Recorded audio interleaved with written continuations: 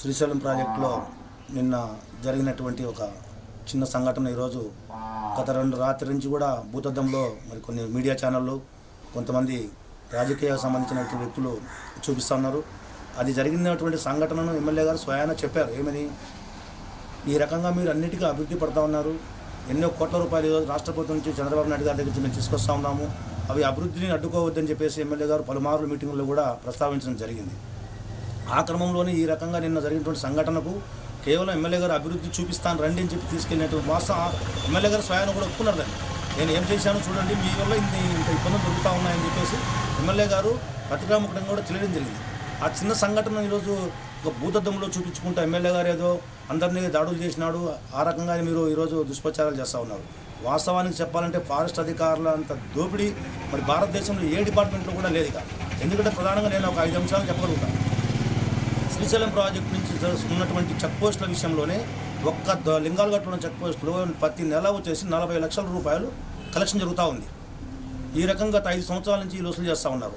ఆ డబ్బులన్నీ ఎక్కడికి వెళ్తూ ఉన్నాయి? మీ స్వయానే మీ డిఎఫ్ఓలే కంప్లైంట్ చేశారు. చాంద్ బాషా అనే వ్యక్తి 7 కోట్ల రూపాయలు 5 కోట్ల రూపాయలు స్కామ్ జరిగింది ఒక ఫేక్ అకౌంట్ ద్వారా అని. అంటే ఒక ఫేక్ అకౌంట్ నుంచి ఇన్ని కోట్ల రూపాయలు టర్నోవర్ జరుగుతూ ఉంటే మరి అధికారులు ఎఫ్డీలు కానీ డిఎఫ్ఓలు కానీ ఐఎఫ్ఎస్ ఆఫీసర్లు కానీ ఏం చేస్తూ ఉన్నారు ఈరోజు? మరి అంటే మీకు మీ దృష్టికి రాకుండానే ఇంత సంఘటన జరిగిందా? ఇందులో ఏ పెద్ద మనుషులు ఉన్నారు, ఏ ఆఫీసర్లు ఉన్నారు, ఎవరి చేతులు మారినాయి?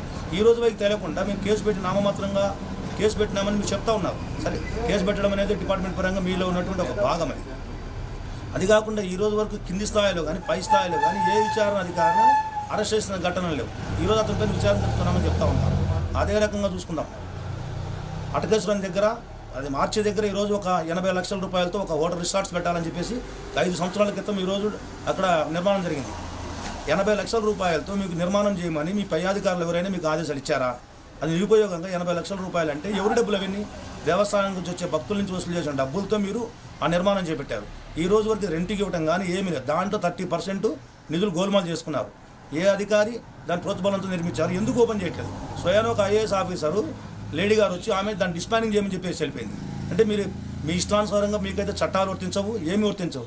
సామాన్య ప్రజలు ఏదైనా ఒక రేక్ వేయాలన్నా, ఒక బంకు పెట్టుకోవాలన్నా, ఒక గోడ పెట్టాలంటే ఈరోజు అడవి చట్టాలని చెప్పేసి మీరు ప్రజలు నానా ఇబ్బందులు గురి చేస్తూ ఉన్నారు. ఆ రకంగా జరుగుతున్నటువంటి మీరు ఈరోజు ఎమ్మెల్యేని విమర్శించడం కానీ ఎమ్మెల్యే పైన కేసులు పెడతామంటాం ఎంతవరకు సమంజసము? ఇవన్నీ దృష్టిలో పెట్టుకోవాలి. ప్రజలు ఉన్నది చట్టాలను తీసుకొచ్చింది ప్రజల కోసం తప్పితే చెట్ల కోసం మానుల కోసం కాదు. చట్టాలని ప్రజలకు ఉపయోగపడంగా ఉండాలి. అదే రకంగా ఈరోజు పెచ్చెరులో జరిగిన మొన్న పనులు 89 లక్షల రూపాయలు జరిగినాయి. ఈ వీటికి సంబంధించినటువంటి చైర్మన్ని బెదిరించి సంతకాలు పెట్టుకున్నారు మీరు. అతను పని చేసినాడా? అతను పని చేయలేదు. మీ ప్రైవేట్ సొత్తులు పనిచేసినారు. ఈరోజు ఫారెస్ట్లో ఏ చిన్న పని జరిగినా 5 లక్షల నుంచి 10 లక్షల పని చేయడం 30% కమిషన్ లేదు, తీసుకోవట్లేదు. దానికి ఒక ఇంజనీరింగ్ లేడు, ఒక కాంట్రాక్ట్ పిలవరు. మీ స్వతహాగా మీరే వర్కులు చేసుకోవడం, సంతకాలు పెట్టమని చెప్పేసి ఆ గిరిజనులకు వాళ్ళకేం తెలుసు, చెంచులకు, గిరిజనులకు, ఎస్సీలకు మీ ఇష్టానుసారంగా మీరు సంతకాలు పెట్టించుకొని చెక్కుల మీద డ్రా చేస్తూ ఉన్నారు. అవన్నీ ప్రశ్నించినందుకు గాను ఈరోజు మీరు ఎమ్మెల్యే గారు మా మీద దాడులు చేస్తున్నారని చెప్పేసి చెప్తా ఉన్నారు. హైదరాబాద్ నుంచి వచ్చే ఒక భక్తుడు 4 చెక్ పోస్టులు కట్టాల్సి వస్తుంది. డబ్బులు దోమలపంటలో కట్టాలి, లింగాలగట్టులో కట్టాలి, దోర్నాలు కట్టాలి, శ్రీశైలం కట్టాలి, శిఖరం కట్టాలి, అట్టపోతే కొత్తూరు దగ్గర కట్టాలి, మళ్ళీ బయలు రూట్లో కట్టాలి. ఈ డబ్బులన్నీ ఎక్కడికి పోతా ఉన్నాయి? ఈ నిధులన్నీ కూడా నేషనల్ హైవేల పైన ఎటువంటి టోల్ ఫీజులు ఉండకూడదు. ఒక టోల్ ఫీజు అంటే ఆ రోడ్డు నిర్మాణం ఎవరైతే చేస్తారో ఆ కాంట్రాక్టర్ మాత్రమే టోల్ ఫీజు వసూలు చేయాలి. అది కాకుండా మీ ఇష్టానుసారంగా సాక్షిన్బర్ దగ్గర స్వయాన కలెక్టర్ గారు పార్కింగ్ ఫీజు ఎత్తేమని చెప్పేసి వెళ్ళిపోయారు. ఆ మాట శిఖరం దాటిందో లేదో మీరు మళ్ళీ పార్కింగ్ ఫీజు వసూలు చేస్తూ ఉన్నారు. ఎవరిచ్చారు మీకు చట్టాలు ఇవన్నీ? అంటే మీకు రకంగా ఉందా? మరి ఇన్ని వేల మంది ఉన్నటువంటి సున్నిపెంట జనాభాలో ఈరోజు సున్నిపెంట ఒక కాన్స్టిట్యున్సీ, శ్రీశైలం నియోజకవర్గం. శ్రీశైలంలో మీరు వాటర్ బాటిల్ అమ్మొద్దన్నారు, సరే అక్కడ పొల్యూషన్ ఉండకూడదు, దేవస్థానం పరిధిలో. సున్నిపెంటకు సంబంధించి 30,000 40,000 జనాభా ఉన్న ఈ ప్రాంతంలో మీరు ప్లాస్టిక్ బాటిల్ అమ్మొద్దు, ఇస్తరాకులు అమ్మొద్దు అంటే ఇక ఎక్కడికి వెళ్ళాలి? ఎటు పోవాలి? 110 కిలోమీటర్ల దూరం పోవాలి, ప్రయాణం చేయాల్సిన పరిస్థితి ఉంది. ఇక్కడ సరైన వాటర్ స్పెషాలిటీ ఉండదు. 10 రోజులకు ఒకసారి నీళ్ళు వచ్చే పరిస్థితి లేదు. సామాన్యంగా బతికే ఊరిని మీరు ప్లాస్టిక్ జోన్లోకి ఎట్లా తీసుకొస్తారు? మీకు ఏమన్నా సెంట్రల్ గవర్నమెంట్ నుంచి, రాష్ట్ర ప్రభుత్వం నుంచి నీళ్ళ బాటిల్ అమ్మొద్దని ఏమన్నా మీకు ఒక జీవో ఉందా? ఆ జీవో చూపించండి. పొరపాటున తెచ్చుకుని అమ్ముకుంటే మీరు ఫైన్ రాస్తారు. ఏమని రాస్తున్నారు? ఆ చెట్టు కొట్టినాడేమో, చెట్టు కొట్టినాడని మీరు ఫైన్ రాస్తున్నారు తప్ప వాస్తవానికి తను వాటర్ బాటిల్ అమ్ముతున్నాడని మీరు ఫైన్ రాయరు. ఎందుకంటే ఆ రకంగా మీకు జీవో లేవు. అది కాకుండా రోడ్ల పక్కన ఎవరైనా యాత్రికులు ఏదో సరదాగా ఉంది, ఒక గ్రీనరీ ఉంది, టూరిజం పాయింట్ అని చెప్పి భోజనం చేస్తూ ఉంటే ఇష్టానుసారంగా 1000 రూపాయల ఫైన్లు చేస్తున్నారు. ఎవరు ఏమి చెప్పారు ఇవన్నీ మీకు? ఎక్కడైనా బోర్డులు పెట్టారా మీరు? మధ్యలో అడవి ప్రాంతంలో భోజనాలు చేయొద్దు, బండ్లు ఆపొద్దని, ఎక్కడో 20 కిలోమీటర్లు 50 కిలోమీటర్లు ఎక్కడో ఉంటుంది స్పీడ్ బండ్లు కానీ ఇవన్నీ. మీరు ఆ రకంగా చేసుకుంటూ ప్రజలను ఎంత ఇబ్బందికి గురి చేస్తున్నారు. 9 దాటితే మీరు సామాన్య భక్తుల్ని కనీసం 500 మీటర్ల అవతలనే మీరు బారిగేట్లు పెడతా ఉన్నారు. 2 నిమిషాలు టైం ఉంది, మేము వెళ్తున్నామంటే కూడా ఎక్కడ నీళ్ళు దొరకని చోట మీరు బారిగేట్లు పెట్టేసి అన్ని టోల్ గేట్ ఆపేస్తున్నారు. ఆ రకంగా తెల్లవారులు అక్కడ పడిగాపులు కాస్తున్నారు భక్తులు అడవి ప్రాంతంలో. వాళ్ళకి ఏదైనా జరిగితే ఏమన్నా ఇన్సూరెన్స్కి వచ్చే ప్రమాదం ఉందా? అటువంటివి కూడా లేవు. ఈరోజు మీకు కావాల్సింది కేవలం మీకు టోల్ ఫీజులు కావాలి తప్ప భక్తులకు సంబంధించినటువంటి ఒక్క ఏర్పాట్లో కూడా మీరు పాల్గొన్నారు. ఉగాది కానీ శివరాత్రి కానీ ఎటువంటి పరిస్థితులు మీరు ఎటువంటి సౌకర్యాలు కల్పించరు.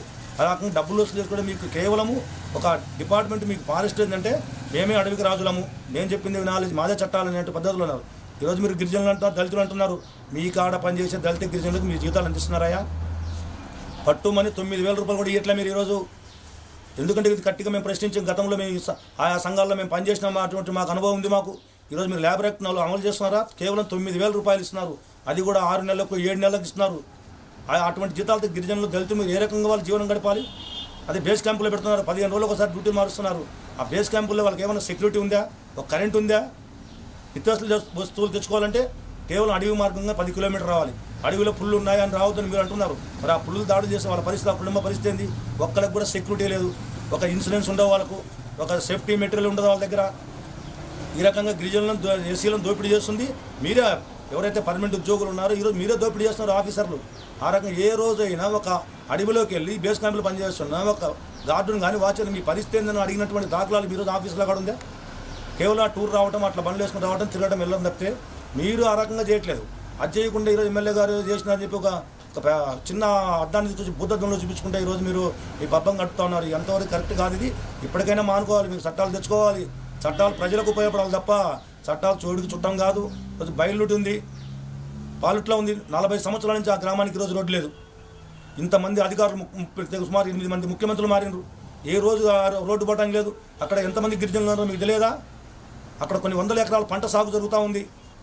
అక్కడ గిరిజనులు లేరా? దళితులు లేరా? మహిళలు లేరా? ఎందుకు మీరు అక్కడ రోడ్డు నిర్మాణం చేపట్టారు?